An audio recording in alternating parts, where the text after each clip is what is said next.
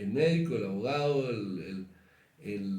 para poder ejercer su profesión, el contador, el sacerdote, el periodista, tiene una serie de conceptos que están amparados por las normas. ¿Y eso qué? Que hace una diferencia de otras actividades.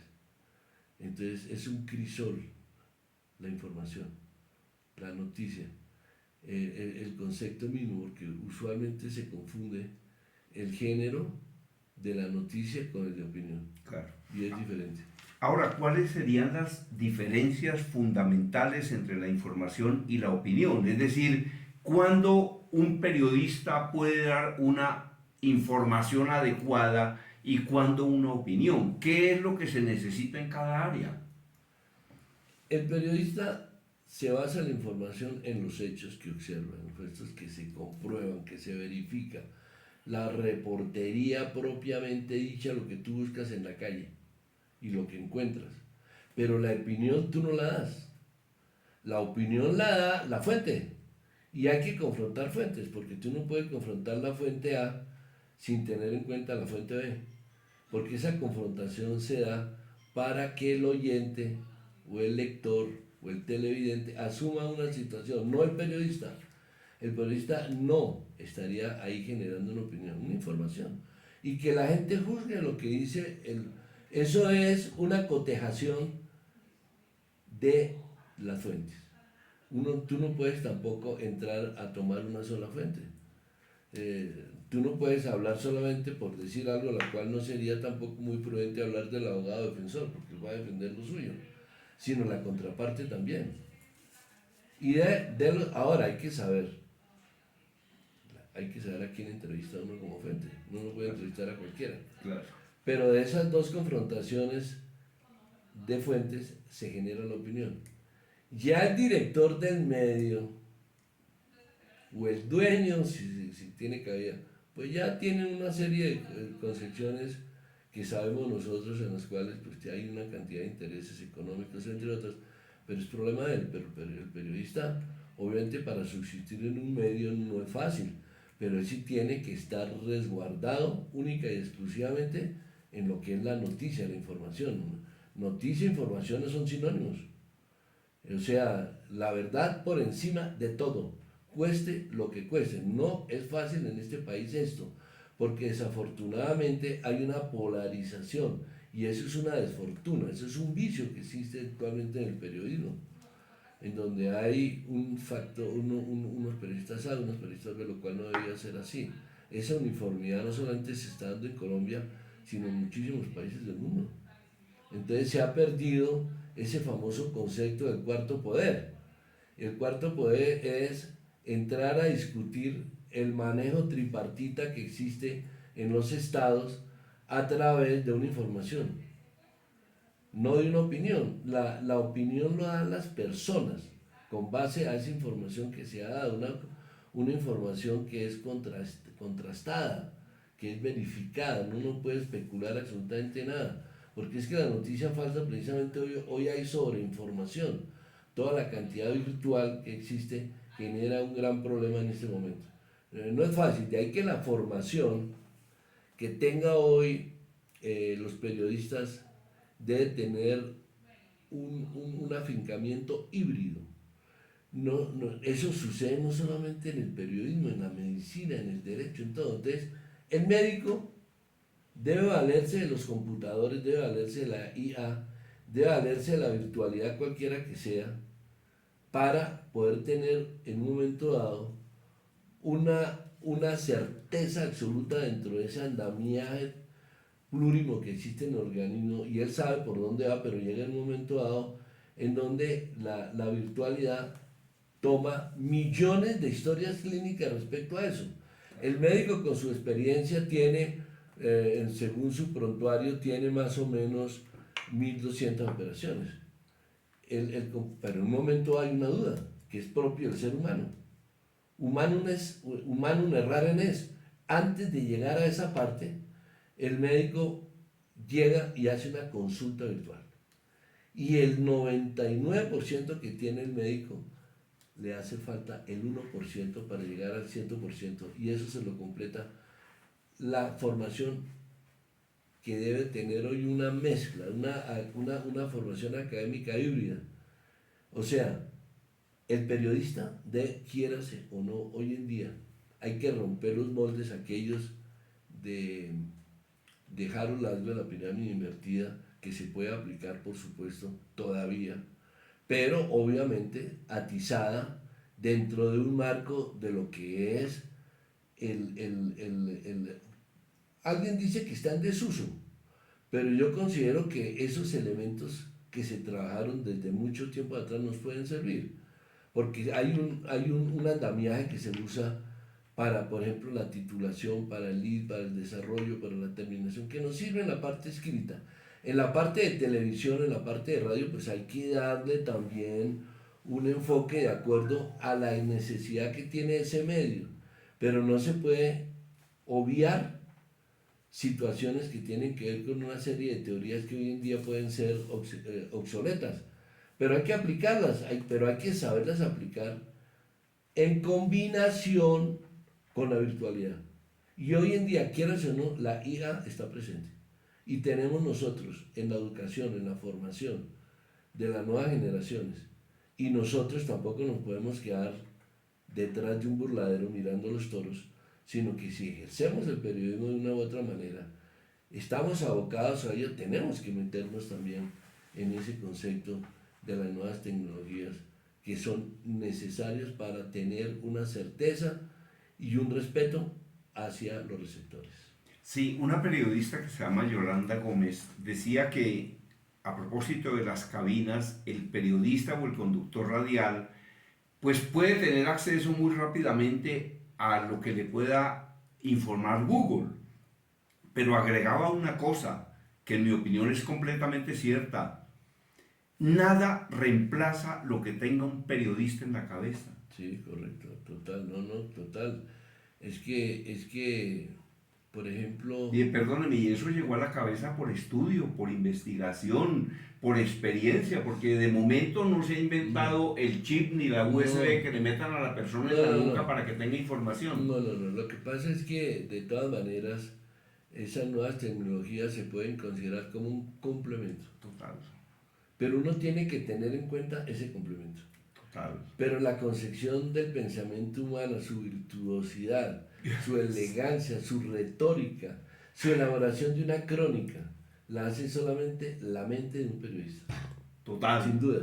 total. ¿Qué otra frase nos trajo maestro Elker? Dice, en la vida hay algo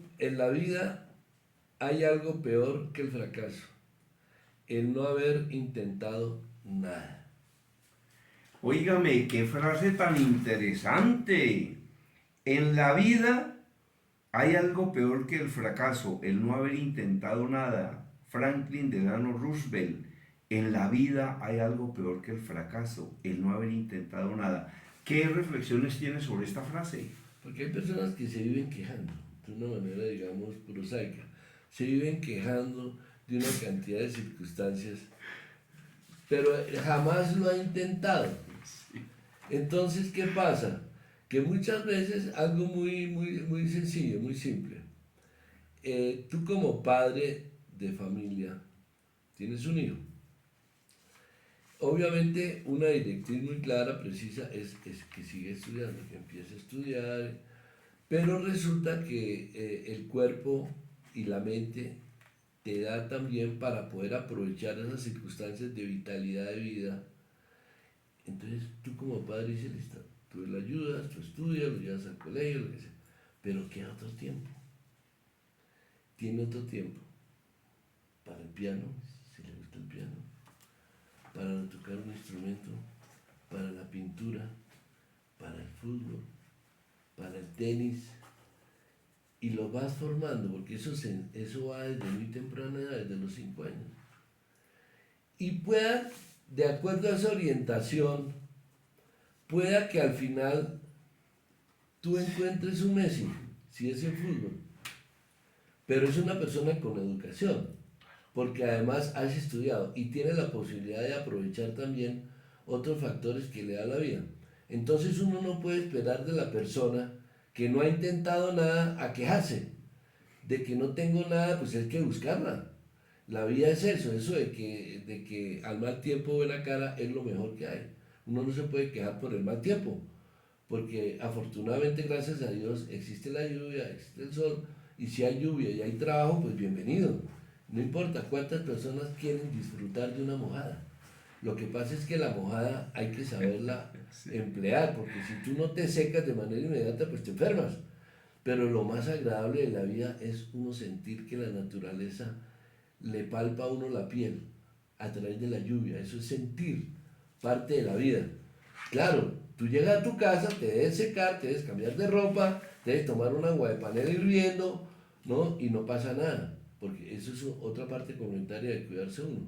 Entonces, uno debe en la vida siempre, porque el fracaso, vuelvo y te repito, es como el caso también de lo que te mencionaba del boxeador, es un ejemplo muy claro. Y si tú tienes una caída normal, pues que hay que continuar. La caída se puede considerar un fracaso, se puede considerar un fracaso, perfecto. Pero tú subsiguientemente puedes buscar alternativas que eso no vuelva a pasar.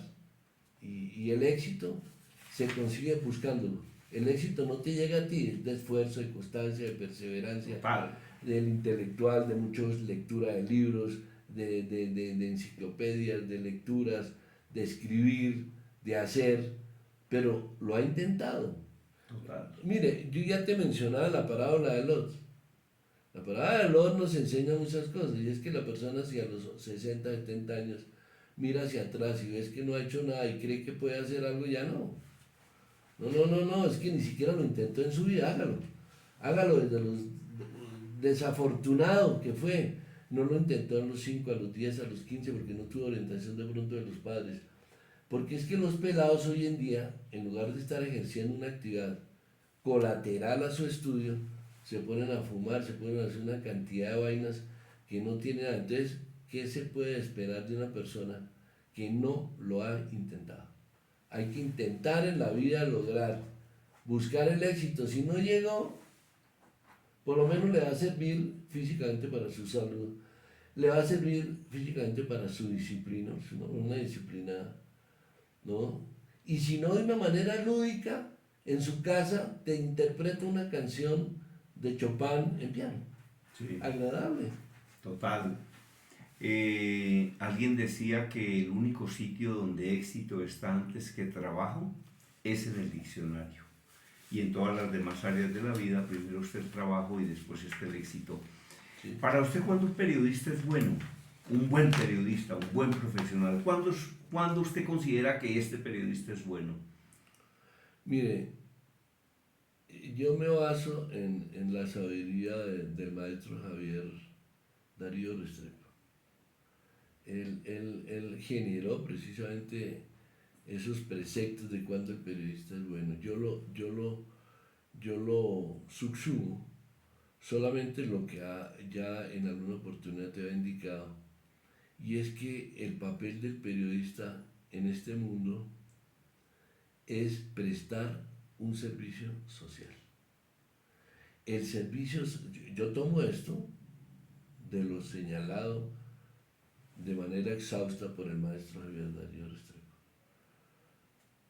¿Ello qué implica? Ello implica estar entreverado por encima de todo dentro de una serie de preceptos como la veracidad.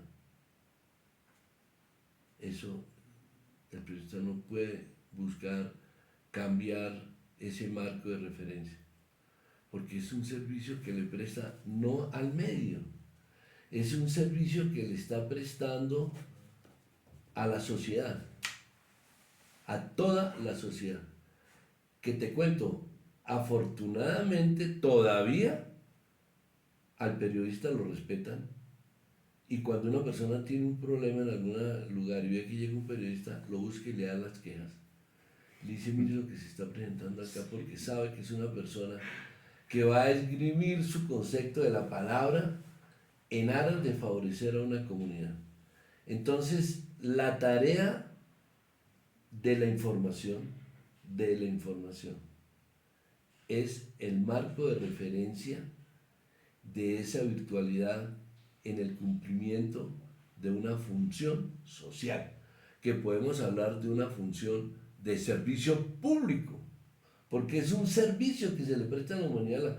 La gente necesita saber qué está pasando. Total. Desde tiempos inmemoriales, desde antes de la imprenta de Gutenberg, Sí. la gente se paraba en una esquina a gritar la noticia, a vocearla. Entonces, esa es una necesidad que tiene el ser humano. El ser humano es curioso por naturaleza y necesita saber qué, pero no da su opinión, da la información, la opinión, ya que la tome otra ser. Por eso tú debes saber a quién entrevistas. Tú debes saber a quién entrevistas. Tiene que ser un personaje realmente que amerite esa situación y buscar igualmente la contraparte. Porque tú no te puedes casar hacia un lado. Es un servicio social. Yo tomo eso de muchas otras preceptos que habla el maestro. Pero para mí yo lo tomo como centro vector, que la información es un servicio social. Correcto. ¿Qué le diría usted, maestro Elker, a un profesor universitario de periodismo? ¿Cuál sería el mensaje que usted le enviaría y cuál es el mensaje que le enviaría a un estudiante de periodismo que acaba de egresar y que está comenzando en esta profesión? Es una pregunta compleja en el sentido de que la formación es vital, porque a través de mi experiencia que he tenido en algunas universidades, es que la escogencia de los profesores en comunicación social y periodismo, muchas veces la gente llega en paracaídas sin ser periodista. Y eso sí es delicado, porque es que el lenguaje del periodista es diferente al resto. Eso sería la primera parte, o sea, el profesor que llega dentro del ejercicio del periodismo como periodista que es tatuado en todo su cuerpo, se supone que igualmente está inmerso hoy dentro del marco, vuelvo y repito, de todas las nuevas virtualidades existentes y no se puede separar el ejercicio del periodismo bajo ninguna circunstancia de esa serie de portales. Eso es lo único, porque si yo voy a tomar y escarbar cómo se hace la redacción, que la redacción es fundamental, es clave, saber redactar, saber escribir. Como decía el Quijote, le decía a Sancho, ¿qué me aconseja? Leer, leer, escribir y escribir. Ese es el papel del periodista, el pulirse al máximo. De tal manera que el periodista como tal tampoco hoy puede quedarse obcecado, encabinado en unos preceptos que hoy en día no son del todo válidos, porque hay que vuelvo y hablar de la parte híbrida. Tenemos que meternos, quisiéramos o no, dentro de un marco de la tecnología, necesariamente. Total. Necesariamente. Y hay que hacer los ejercicios. Obviamente la redacción de una noticia en radio es diferente a televisión, es diferente a la prensa, etcétera, etcétera. Pero siempre teniendo en cuenta la virtualidad. Eso sería para mí vital. Y en eso las universidades, algunas universidades, como ocurre muchas veces por cuestión de amistad, por cuestión de favores, de no pago adecuado, porque a un periodista profesional como tal hay que pagarle bien. Entonces, para evitar muchas veces el pago, recurren a otras personas. Eso es una crítica que hago porque conozco, he pasado por muchas universidades y dice, bueno, es un filósofo. Bueno, el filósofo es importante, la filosofía es importante en la vida. Es un abogado, el abogado es importante, pero no es el periodista. Ya que el abogado sea periodista, o el médico, como ha existido, sea periodista, porque lo es, hay muchos médicos que les gusta escribir y conocen y escriben en los periódicos. El CPB tuvo al doctor Vega, no sé si tú lo conociste. Claro, claro, y el Una periódico eminencia. El Tiempo tuvo a Guillermo Gelker Clavijo, Exacto. que estudió medicina justamente cuando trabajaba en el periódico El Cuando Tiempo. trabajaba el periódico El Tiempo, Claro, perfecto. claro. Entonces ya es diferente, ya es diferente. Entonces, primero eso sería una situación que yo abordo, que el periodista, pues obviamente se supone que hoy en día, quieras o no, si está dentro de ese ejercicio, tiene que estar metido en ese mundo de la virtualidad, no hay nada que hacer. Sí, ya no puede estar usando la máquina de escribir de una manera elemental. Y al estudiante, muchas veces a mí me parece que hoy en día falta una orientación previa como un preuniversitario, porque hoy en día las universidades, a raíz de la pandemia y antes incluso de la pandemia, les importaba absolutamente nada la vocación o la intención de vocación que tuviera una persona, sino simplemente acumular cantidad de gente. Yo conocí un caso en una universidad, para no mencionarla por respeto, que hacían entrevistas y el fin, por orden del rector al decano, era que había que abrir 5 cursos. Pero para abrir 5 cursos hacían una aparente escogencia de estudiantes, pero básicamente estudiante que llegaba, estudiante que quedaba, con tal de que le pagaran la matrícula. Entonces, imagínate 5 semestres, primer semestre 5. Entonces, claro, ya era una cantidad que era importante empezar a cercenar. Entonces, ya para el segundo semestre habían 3. Y de ahí se mantenían hasta última vez. Entonces, esa prevocación, porque yo digo que la vocación es muy importante. El papel, claro que uno puede pretender a una mujer y enamorarse en el transcurso del conocimiento de ella, pero el que nace con ese ADN de periodista, porque ese es un germen que se lleva.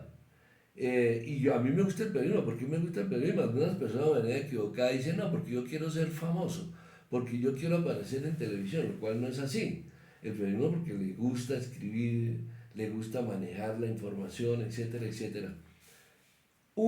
Para mí, un preuniversitario que es difícil hoy en día porque como hay escasez de estudiantes, hoy hay escasez de estudiantes en las universidades, entonces ellos buscan atraer a, gústele o no le guste, tenga pasta o no de médico, de periodista, no les interesa. Este es un factor ahí que realmente genera problemas.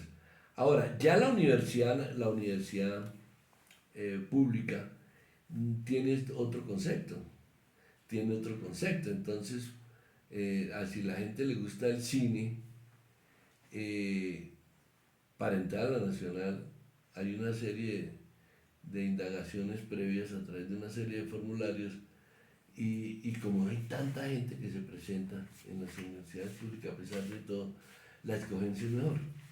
Y casi que la directriz en el encauzamiento es mejor también.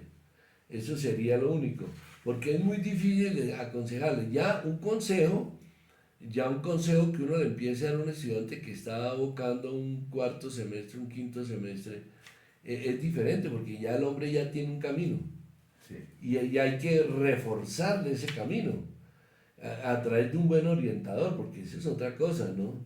Hay que saber a quién se invita, hay que saber a quién se escoge, hay que saber quién es el que le da el consejo, no todos los consejos son buenos. Y el único que le puede dar el consejo es una persona que ha trajinado en el ejercicio del periodismo durante mucho tiempo, porque sabe y conoce el camino. El camino espinoso y el camino a través de un tapete. A propósito de escribir también, alguien decía que escribir es fácil, que lo que es difícil es escribir bien. Sí, bueno, es que una persona es muy sabio, ¿no? Puede sentarse. Claro que te digo, hay personas que se sientan y no te escriben una palabra. Mm. Y hay otras personas que te escriben sin saber escribir. Entonces, una recomendación para eso, elemental. Hay un libro, el que quiere ser periodista, yo, es más, el que está inmerso ya en la carrera del periodismo, yo por lo menos les digo, mire muchacha, ¿usted conoce a Martín Vivaldi? No sé quién es Martín Vivaldi. no lo conoce, lo cual es extraño. Martín Vivaldi tiene un libro que se llama Curso de Redacción. Ese curso de redacción va en la edición 32. 32. Te enseña increíblemente a utilizar adecuadamente la oración, los verbos fáciles. No utilice los verbos fáciles. Tener, poner, decir, encontrar, ver. No los utilice. Sustitúyalos. Porque eso enriquece la calidad de la oración. Entonces uno dice, yo veo en sus ojos odio. Bueno, busque, ver es un verbo fácil. Entonces, ¿cómo lo puedo hacer? Entonces la mente también se plastifica, la mente también se acostumbra. Yo veo en sus ojos odio. Yo percibo, por ejemplo. Yo percibo en sus ojos odio. Cambia la oración. Y así hay otra cantidad de, si no podemos hacer el ejercicio también, bueno, percibir es el único, no hay muchísimos, pero la oración te cambia. Entonces, el periodista debe saber redactar y por ende hablar. Yo creo que la persona que mejor habla y persona que mejor debe ser el periodista. El abogado sabe redactar dentro de un marco de tecnicismos propios de su actividad. El periodista no, el periodista al contrario, que todo el mundo le entienda, que llegue a todas las personas.